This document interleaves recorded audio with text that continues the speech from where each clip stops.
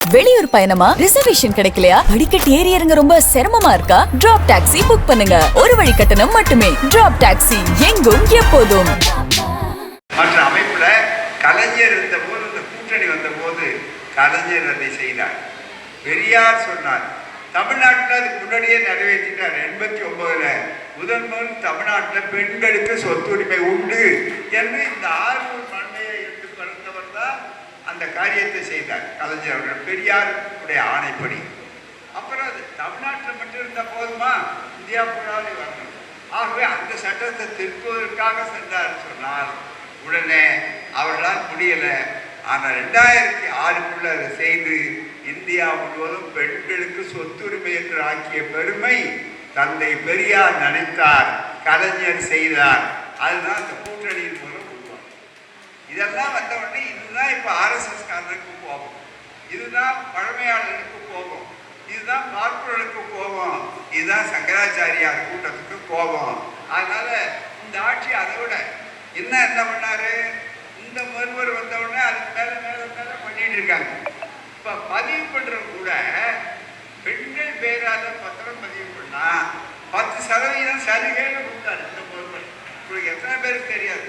நம்ம தாய்மார்களுக்கே பட்டுப்புடவை வாங்கல, மல்லிகைப்பூ வாங்கலன்னு தான் சண்டை போட்டு இருப்பீங்களே தவிர இந்த உரிமை ரொம்ப மிக முக்கிய சொத்துரிமை என்பதை பற்றி நீங்கள் கவலைப்பட மாட்டீர்கள்.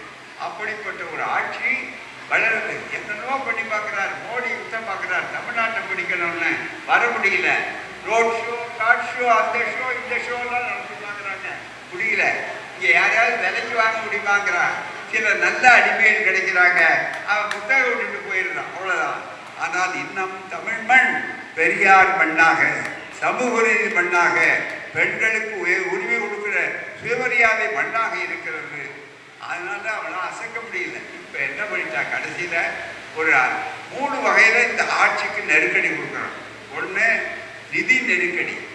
அதாவது நமக்கு பேரிடர் ஊர் நடந்தது, வெள்ளம், 2-3 வெள்ளம், புயல், இது அத்தனை வந்தால் கூட அதுக்கு வடநாட்டில் தான் அள்ளி கொடுக்குறா. நமக்கு கிள்ளியும் கூட ஒரு நெல்லி கொடுக்குறது இல்லை, அது கொடுக்கறது இல்லை. இது எல்லாருக்கும் தெரியும். ஆனாலும் இந்த அரசாங்கத்துக்கு நெருக்கடி உண்டாக்கணுங்கிறதுக்காகத்தான் இதை செய்கிறார். நம்முடைய முதல்வர் ஸ்டாலின் அவர்கள் அதையெல்லாம் காணப்படாமல் தன்னுடைய கூர்மையான அணுகுமுறை மூலமாக அதை தோற்கடித்து ஆட்சியை உலகமே பாராட்டக்கூடிய அளவுக்கு செய்கிறார். இந்த கோபம், அதனால நம்ம நிதியை நீக்கிட்டா இவங்க வளைஞ்சி வருவாங்க, நம்மகிட்ட பேசுவாங்க.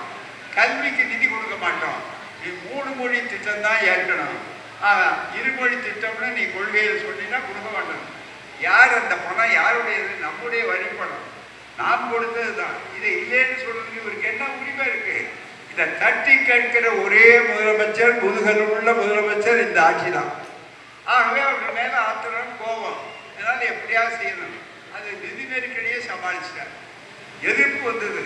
நீ 10,000 கோடி கொடுத்தா கூட நான் என் கொள்கையிலிருந்து மாற மாட்டேன் என்று சொல்ற திட சத்தத்தோட உறுதியோட செய்யறார். இதை பார்த்த உடனே என்ன ஆக்குறோம்? அடுத்தது என்ன செஞ்சாங்க? இங்க ஒரு ஆளுநர், ஒரு கவர்னர், அவர் என்ன பண்றாரு? எதிர்கட்சிக்காரராகவே நடந்துக்கிறாரே தவிர அரசாங்க சட்டம், இந்த அரசாங்க சட்டத்தில் இருக்கக்கூடிய எந்த விதியையும் அவர் பின்பற்றல. அப்படிப்பட்ட ஒரு பீகாரை சார்ந்த ஒரு பார்ப்பனர் இங்கே வந்து ஆர்எஸ்எஸ் பார்ப்பனர் பச்சையா ஆர்எஸ்எஸ் பிரச்சாரம் செய்து கொண்டு இங்கே எல்லாத்தையும் தப்பும் தவறுமாக உணர்றது, திராவிடங்கிறது வெள்ளக்கார கொண்டு வந்ததுன்னு மனு தர்மத்திலேயே இருக்குன்னு நாங்கள் சொல்கிறோம். ஆகவே அப்பேற்பட்ட ஒரு நிலையில அதை முயற்சி பண்ணாங்க. அதையும் நம்முடைய முதல்வர் தன்னுடைய உத்தாச்சார அணுகுமுறையில தாண்டி வர்ற எதிர்நீச்சல் அடிக்கிறார். நீ எவ்வளவு தொல்லை கொடுத்தாலும் நாங்கள் அதை தாண்டுவோம், மக்கள் ஆதரவுகளை கொண்டு என்று சொன்னார். ஒரு தேர்தல் அல்ல, பல தேர்தல் பெற்றார். போன தேர்தலில் மோடி எல்லா ஷோவும் நடத்தி பார்த்தார். பாண்டிச்சேரி உட்பட புதுச்சேரி உட்பட 40க்கும் 40 என்று வெற்றி பெறக்கூடிய அளவிற்கு வரலாற்றை படைத்தார். இப்போ இதெல்லாம் பார்த்தாங்க. அடுத்த வருஷம் தேர்தல் வரப்போகுது. அதுக்காக என்ன பண்ணாங்க?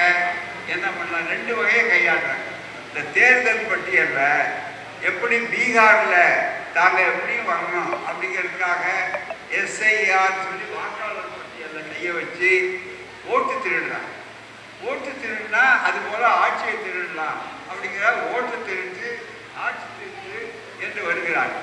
அதை இங்கே செஞ்சு பார்க்கறதுக்கு இடம் இல்லாத அளவுக்கு முதலியே எச்சரிக்கையாக இருந்து கவனமாக இருக்கணும் நீங்கள் எல்லாருமே. அப்படிப்பட்ட ஒரு பெரிய அளவுக்கு உங்களோடு நான் என்று முதல்வர் மக்களோடு மக்களாக இன்றைக்கு இருக்கக்கூடிய அந்த வாய்ப்பை பெற்றிருக்கிறார். அசைக்க முடியல. அது ஒரு பக்கம்.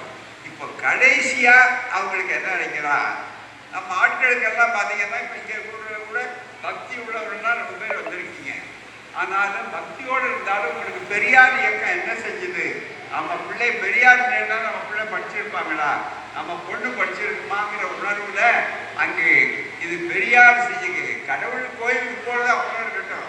இது என்னுடைய கொள்கை. இந்த இயக்கம் தானே நம்ம காப்பாற்றுச்சு. இந்த இயக்கம் தானே நாளைக்கு வர்ணாசிரம தர்மப்படி தாண்டி வர்ற இயக்கம்னு உணர்றீங்க. அதை பார்த்த உடனே என்ன செய்யறது தெரியல. அதனால இப்போ ஒன்றும் குறுக்கு வழி, ஒரு தந்திர வழியன்னா மத கலவரத்தை உண்டாக்கணும்னு நினைக்கிறோம். இதுதான் நண்பர்களே மிக முக்கியம். மத கலவரங்கள் அப்படின்னு சொல்லக்கூடியது என்ன, நம்ம நாட்டில் எப்பவுமே யார் என்ன மதம் எல்லாரும் அந்த தான். இஸ்லாமியரா, கிறிஸ்தவரா, இந்த மதமா அந்த மதமா, இல்லை கடவுள் இல்லைன்னு சொல்றவரா, எல்லாரும் நமக்கு அண்ணன் தம்பி உறவுகளில் இந்த வித்தியாசமே கிடையாது. அப்படி தமிழ்நாடு காரணம் பெரியார் மண்ணு. பெரியார் அனைவரும் உறவில். நம்முடைய திராவிடம்ங்கிறதுனா அனைவரும் உறவில். யாதும் ஊரே யாவரும் கேளீர், பிறப்பு ஒக்கும் எல்லா உயிருக்கும். இது மனிதரும் இல்லை. ஆகவே இந்த ஆட்சியை எப்படியாவது அகற்றணும்னா, சரி கோயிலில் பக்திக்கு போகிறாங்களா, உடனே அங்கே கோயிலில் போய் வம்பு உண்டாக்கணும். என்ன உண்டாக்கணும்? எங்கெங்கே மசூதி இருக்கோ அதுக்கு பக்கத்தில் போய் தப்பட்டே இருந்தாங்க. எங்கெங்கே மிகப்பெரிய ஊர்வலம் இருக்கோ அங்கே போய் கலவரத்தை உண்டாக்கணும். கலவரத்தை உண்டாக்கணும்னா இந்த ஆட்சியிலே சட்டம் ஒழுங்கு இல்லை அப்படின்னு சொல்லி இந்த ஆட்சியை குறை சொல்லலாம், அது போல மக்களை சொல்லலாம் என்று சொல்லுகிறார். இப்போ கூட சிலர் நினைக்கலாம், என்ன அங்கே கொள்ளை இங்கே கொள்ளைன்னெல்லாம் வருதேன்னு. இந்த கொள்ளையில சம்மந்தப்பட்டவன்னா யாருன்னா தமிழ்நாட்டு கொள்ளைக்காரன் கிடையாது, வடநாட்டிலேயே மற்ற இடங்களிலிருந்து வந்திருக்கிறவர்கள் தான் என்று பிடிபட்ட போது உங்களுக்கு தெரியுது முக்கியமா. அப்படிப்பட்ட ஒரு சூழ்நிலை இன்னைக்கு உருவாகியிருக்கிறது. ஆகவேதான் மிகவும் எச்சரிக்கையாக இருக்க வேண்டும். தமிழ் மண் ஒருபோதும் வராது. நான் சொல்லணும்னு நினச்சிக்கிட்டு இருந்தேன், அது ரொம்ப நேரம் ஆயிடுன்னு விட்டுட்டேன். புதியதோர் உலகு செய்வோன்னு ஒரு புத்தகம் வந்தது ரொம்ப நாளைக்கு முன்னாடி. காந்தியாரை கோட்ஸே என்ற RSSல பயிற்சி பெற்ற ஒரு பார்ப்பனர் சுட்டு கொண்டார் 48 பழைய வரலாறு. அது இறங்கினோடனே நம்ம சன்னாவூரில் சொல்றீங்க பாருங்க, இந்த நன்னிலத்தில் சன்னாவூர் ஜங்ஷனில் ரயில்வே ஸ்டேஷன் இறங்கினோடனே இருக்குன்னா சன்னாவூர்னு சொல்றீங்க. அந்த சன்னாவூரில் கூட்டம் எங்கே காந்தியாரிலிருந்து ஒரு வாரத்தில் இந்த நல்ல கவனிக்க முக்கியமான விஷயம். அதில் என்ன நடந்ததுன்னா, நம்முடைய கலைஞர் அப்போ வாங்கணும் 48 இவர் வேகமாக முதல்ல பேசினார். வடநாட்டில் முதல்ல என்ன சொல்லிட்டோம், முஸ்லீம் தான் கொடுத்தாரு அப்படின்னு பறித்து விட்டு எல்லா இடங்களிலும் இந்து முஸ்லீம் கலவரத்தை உண்டாகணும்னு சொல்லி ஈரோடு, வாணியம்பாடி, ஆம்பூர் எங்கெங்க இருந்தாங்களே, திருவண்ணாமலை எல்லா இடத்துலையும் கலவரம் பண்ணாங்க. ஆனால் ஓமந்தூர் ராமசாமி முதலமைச்சர் சொல்லி பெரியார் சொன்ன உடனே பெரியார் சொன்னார் உண்மை இல்லை, அதனால அமைதியாக இருங்க என்று சொன்ன உடனே நம்ம மக்கள் பதற்றப்படணும். உடனே அடுத்த செய்தி வந்தது, கோட்சேகர் மராத்தி பார்ப்பார். பம்பாயிலெல்லாம் அக்ரஹாரம் கொளுத்தப்பட்டது. அந்த சூழ்நிலை உணர்ச்சி பூர்வமாக உடனே நம்ம கலைஞர் அவர்கள் ஒரு உணர்ச்சி பூர்வமானவர். அவர் உணர்ச்சி பூர்வமாக பேசினார். எப்போ 48 எத்தனை ஆண்டுகளுக்கு முன்னால் எண்ணி பாருங்க. அப்போ என்ன சொல்லிட்டாருன்னா, கோட்சேகர் பார்ப்பான், இதை விட்டு வைக்கலாமா, இந்த அநீதி நடந்திருக்க அப்படின்னு சொன்ன உடனே ஐயா அடுத்து பேச போகிறார் பெரியார். எங்கே சன்னாவூரில் அப்போ பேசி பொதுக்கூட்டம் மக்கள் கேட்டிருக்காங்க. அந்த சூழ்நிலை சொன்னார், அது என்ன ஆகும்னா, அது நடந்தால் அக்ரஹாரங்களே இளைஞர் சும்மா இருக்க மாட்டாங்க. ஏன்னா அங்கெல்லாம் பாம்பேயில் மராத்திலெல்லாம் முழுக்க அங்கே போய் கலவரம் பண்ணி எரிச்சிட்டான் பூராமே. எங்கே பம்பாயில் மராத்தியத்தில். ஆனால் இங்கே அப்படி இல்லை நண்பர்களே, முழுக்க இந்த அமைதி இருக்கக்கூடியது. உடனே பெரியார் சொல்றார், துப்பாக்கியை போய் தண்டிப்போமா, இந்த கோட்சேங்கிறவன் மதவெறியினால் வந்தான், எனவே மதவெறியை கண்டிக்க வேண்டும். ஆளை தனியாக தண்டிக்கூடாது, எந்த பார்ப்பனரையும் வெறுக்கக்கூடாது, எந்த பார்ப்பனருக்கு ஒரு சொல்ல வரக்கூடாது. சொன்னது யாரு? பெரியார். திராவிட இயக்கம் அவங்களுக்கு பாதுகாப்பா இருந்த இயக்கம். அப்படி கலவரத்தை அன்றைக்கே தடுத்த இயக்கம் இந்த இயக்கம். கலைஞர் பேசுறதுக்கு ஐயா கோச்சுக்கிட்டார், கண்டிச்சார். கலைஞர் இந்த மாதிரிலாம் பேசக்கூடாது அப்படின்னு, என் கூட இது மாதிரி மற்றவங்களை போடாதீங்கன்னு சொன்னார். இதை கலைஞரே ஒப்புக்கொண்டு எழுதியிருக்கிறார். மிக முக்கியமாக மிகப்பெரிய அளவுக்கு. ஆக இப்படிப்பட்ட ஒரு பெரிய வரலாறு திராவிட இயக்கத்துக்கு உண்டு. அந்த இடத்துல இன்னைக்கு திருப்பரங்குன்றத்தில் போய் நான் அங்கே தீபம் ஏற்றுறேன், இங்கே தீபம் ஏற்றுறேன்னு சொல்லி ஒரு பழைய கம்பம் நட்டுருக்கான். அது நில அளவு கம்பம். அந்த கம்பத்தை காட்டி இங்கே வம்புக்காக போகிறான், வேற ஒன்றுமே இல்லை. ஒவ்வொரு ஆண்டும் உங்களுக்கு தெரியும், அதாவது இங்க பிள்ளையார் சேர்த்தின்னு வருவோம் ஊர்வலம். ஊர்வலம் விடும்போது எங்க மசூதி இருக்கோ அங்க போய் நாங்கள் கோஷம் போடுவோம்.